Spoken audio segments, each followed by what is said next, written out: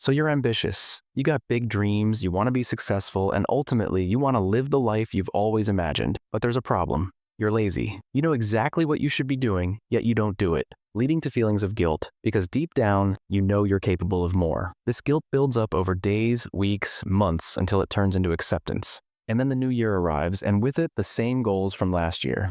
You start off strong, fueled by motivation and a bit of delusion, but before you know it, procrastination creeps in. Like that one relative who always shows up uninvited, your lingering procrastination turns into a daily cycle of laziness. And before you know it, you've labeled yourself as a lazy person. So how do we break this cycle and break free from procrastination? Well, there are many videos on the internet, but majority of them only address the symptoms, like deleting social media or removing distractions. While these may help in the short term, they fail to address the real issue, the root cause behind procrastination, which can be summed up in one word: inertia.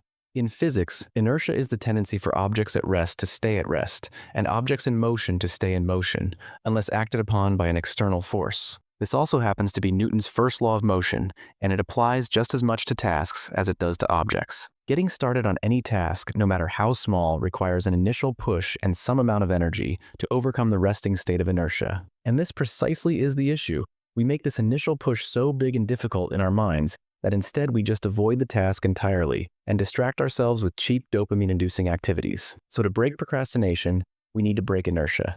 And there are two ways to do this. Getting started is the most difficult part, so make this as easy as possible by reducing the stakes and taking the smallest step forward. For example, if you tell yourself, "I need to sit down and complete my 5,000-word essay," the inertia is too strong as the stakes are so high. But instead, if you tell yourself, "I'm only going to write 50 words, the feeling of inertia is much lower, as now it's pretty easy to get started without needing to rely on willpower or discipline.